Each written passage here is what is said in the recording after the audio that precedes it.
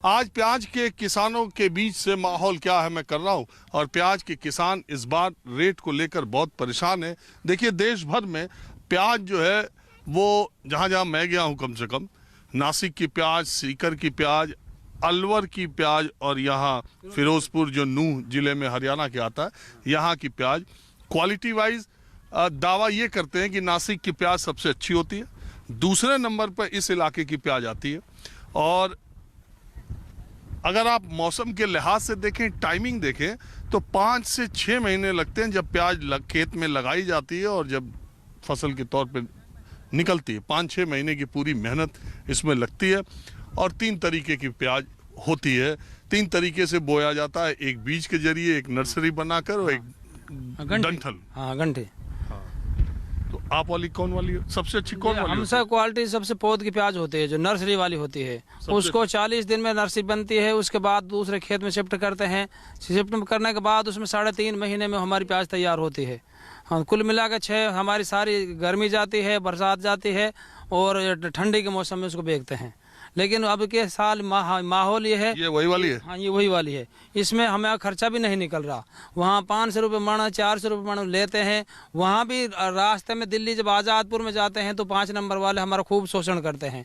हमारी गाड़ियों से वो पैसे लेते हैं। वहाँ मंडी में घुसते हैं के साथ फिर वहाँ लोग हमारे प्याजों को काटने लग जाते हैं। पूरी तरह से किसान का शोषण हो रहा है। और वहाँ आड़ती लोग वहाँ जैसा वो भी उन भी दिल्ली आज़ादपुर बेचते हैं। अच्छा, एक बात बताइए मुझे। हाँ जी। ये आपको खेत में 5 रुपए 6 रुपए पड़ रहा है। हाँ जी। ठीक है, लेकिन पूरे देश के बाजारों में प्याज का दाम एक ही हो जाता है, ये कैसे हो जाता है? ये हमारे साथ जो किसान की जब फसल होती है तो उसको मंदा कर देते हैं। और जो सरकार ने क्या है, मंदे रेट में प्याज खरीद के अब जब किसान की नई प्याज चली है तो उसके बराबर में लाते हैं तो उनको मंदा मिल जाता है। तो हमारी अच्छी क्वालिटी को भी मंदी की वजह से उसको नहीं हर ग्राहक मंदी की तरफ चलता है, अच्छी क्वालिटी को छोड़ देता है। अगर उसको लेता भी है तो बहुत कम दामों में लेता है। अभी क्या आपको अब आगे क्या उम्मीद दिखाई दे रही? सरसों में? हाँ, सरसों की फसल है। अब इसमें देगा परमात्मा। हम तो भाई खेती करने मेहनत करते हैं। जो कभी सरसों में, कभी गेहूं में, किसी में मिलता है तो करना ही पड़ता है। बच्चों पालने, इसमें क्या बात है जी खेती के में। देश के किसानों के हालात 20-25 साल पहले जैसे थे, उससे अब ठीक हुआ है या क्या? कुछ प्रोडक्शन तो हुआ है खाद बीज के एतबार से, लेकिन अब रेट जिस टाइम किसान की फसल बोती है उस टाइम कुछ रेट ही नहीं मिलता। अब करे क्या? फसल का उत्पादन तो ज्यादा हुआ है हर चीज का। हाँ, लेकिन वो खरीदने की वो जो लागत के हिसाब से मूल्य नहीं मिला। लागत के हिसाब से मूल्य नहीं मिला। और 2022 में आय दोगुनी होनी थी, अब 4 ही दिन बचे। हाँ, उम्मीद है कुछ हो जाएगी दोगुनी? अजी कुछ उम्मीद नहीं है। क्या, हमारा तो सीजन खत्म हो गया, हमारा तो सारे खर्चे ही पूरे नहीं हो रहे। अच्छा, एक बात बताइए, आपके अपना खेत है, आप ठेके पे भी लेके कराते? अपना खेत भी है। कुछ आदमी ऐसे भी होते हैं जो ठेके पे लगाते हैं। कुछ आदमी ऐसे जो हमारे साथ जो बड़े किसानों के बांटे खेत करते हैं, वो पानी का बट भी जाता है उसमें से। बस वो मेहनत के ले जाता है। 2 हिस्सों को तो खेत वाला ले लेता है, एक पानी का, एक खेत का। एक बात ये, और आपने कोई लोन लिया है? हाँ, KCC के लोन ले रखे हैं। उनको थोड़ा बहुत वो बस ब्याज भरा जाता है हम पे, तो पूरा वो बदला भी नहीं जाता। क्या करें? कितने साल पहले लिया था? वो लगभग 2012-13 से लेन देन चल ही रहा है। चल ही रहा है। वो लोन चुकता नहीं हो पाया? चुकता नहीं है। बस लिया था आपके 3 लाख का लगभग है। आप इनके साथ ही हैं या अलग है? इनके साथ हैं। हमारा एक परिवार है। परिवार एक है, खेत अलग अलग है? नहीं, खेती अलग अलग है। अलग अलग। आपने कोई लोन लिया है? नहीं, हमने नहीं लिया। हमारी कौन सी जमीन नाम है? हमारी जमीन नाम से लिए जो हम लोन लेंगे। अच्छा, आप पे खेत है ही नहीं? नहीं, हम तो ऐसे ही करते हैं, किसी का बट पे, किसी का मुट्ठे पे, ऐसे ही करते हैं। ये बट और मुट्ठा क्या हुआ? जैसे ठेका ले लेते हैं, 1 किला को 40,000 में 1 साल के लिए। आपने भी ठेका पे लिया? हाँ, ठेका पे ले रहे हैं हम 2-3 साल से। 40,000 जो लागत हो, चलिए खेत वाला ले लिए। कोई मुआवजा मिले तो, कोई फसल खराब हो जाए तो वह भी खेत वाला लेता है, उसको भी। बट वाले को कुछ मिलता ही नहीं है।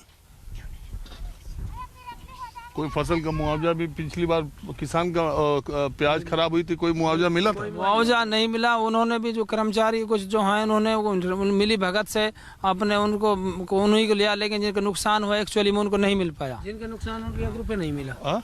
जिनके नुकसान हुए उनके लिए 1 रुपये नहीं मिला। वो तो ऐसा जैसे बड़ा जमींदार, उनका खेत हमने मुट्ठा पे लेते हैं और भाई खेत उनके नाम है, प्याज हम लगाते हैं, हमारी फसल खराब हुई है, पैसा उनने मारे हैं खेत वाले ने, और जिसका पैसा लगा उसके लिए कुछ आया ही नहीं। उसमें भी क्या करते हैं, आधा आधा ले लेते हैं, जो मुआवजा देते हैं पहले। तो अब आपको जो रेट प्याज का मिल रहा है उसमें आप ठेके वाले जो पैसा है वो अपनी लागत का वो तो पहले तो देंगे खेत वाले के 40,000 रुपये किलो के हिसाब से, जो बचेगा वह हमारा रहेगा। बच पाएगा? मुश्किल है, अब के नहीं बच रहा। पिछले साल फसल खराब इतने 25 रुपए किलो से नीचे रहेगा तो उसमें तो पूर्ति होएगी।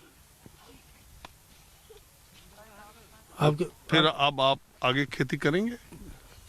देखेंगे कि ये तो करते ही रहेंगे जब तक चलता रहेगा। तो छोड़ देंगे, क्योंकि इसमें जो लागत इतनी आती है। अब बंद करेंगे। प्याज की फसल का तो हम छोड़ने की इरादा कर रखा है।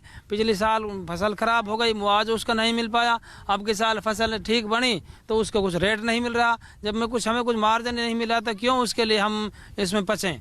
फिर अपने गेहूँ पेहूँ कर लें, कम से कम उसमें अनाज तो हो जाता है, अन्न तो मिल जाता है खाने के लिए। इसमें क्या करें, अब वहाँ मंदा, कुछ रेट नहीं।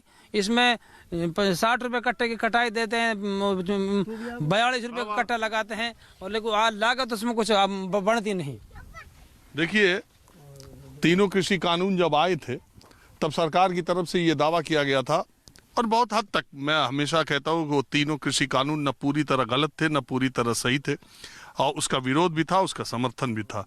वो तीनों कृषि कानून छोटे किसानों के फायदे के लिए कहा गया कि लाए गए थे, और तीनों कृषि कानून लाए जाने के पीछे ये भी था सरकार का मकसद, ऐसा मंशा कि किसानों को दूसरी फसलों की तरफ मोड़ा जाए, और वो पोल्ट्री की तरफ, फिशरी की तरफ, या सब्जी की तरफ, या दूसरी तरफ जाए।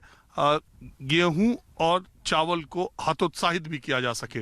और इसीलिए पंजाब और हरियाणा के जो किसान, देश भर के लोग सोचते हैं, पंजाब और हरियाणा के किसानों ने सबसे ज्यादा पुरजोर विरोध इसलिए किया कि करीब करीब हरियाणा के किसान चावल और गेहूं वो सरकारी खरीद जो एमएसपी है उस पर या उससे ज्यादा पर बेचने में कामयाब हो जाते हैं, और सबसे कम श्रम जो है वो चावल और गेहूं में सबसे कम मेहनत लगती है, और ये भी एक बहुत बड़ा कारण था। और अगर जिस इलाके में चावल नहीं हो रहा है और गेहूं की भी पैदावार या पानी का संकट है, उस इलाके के किसान तो बहुत ही ज्यादा मुश्किल में रहते हैं। और नकदी यानी ये जो कच्ची फसलें हैं, जो सब्जियां हैं, जो प्याज टमाटर के किसान, अगर 1 साल उन्हें अच्छा रेट मिलता है तो 2 साल उनकी स्थिति बहुत खराब हो जाती है। और इसी कुचक्र में किसान चलता पिसता मरता जीता खेतों में रहता, उसके पास विकल्प भी कोई नहीं है। हमारे सियासतदान, सरकार, मीडिया और सारे लोगों की बातों में, विमर्श में किसान भले आ जाए, लेकिन असल में जमीनी स्तर पर किसानों की स्थिति में कोई बदलाव अभी दिखाई नहीं दे रहा है। 2022 में किसानों के हाल पर माहौल क्या है, मैं बस आज इतना ही। अगले एपिसोड में किसी दूसरी जगह से फिर मुलाकात होगी। कैमरामैन नितिन के साथ राजीव रंजन, न्यूज़ 24, नूह जिला, हरियाणा।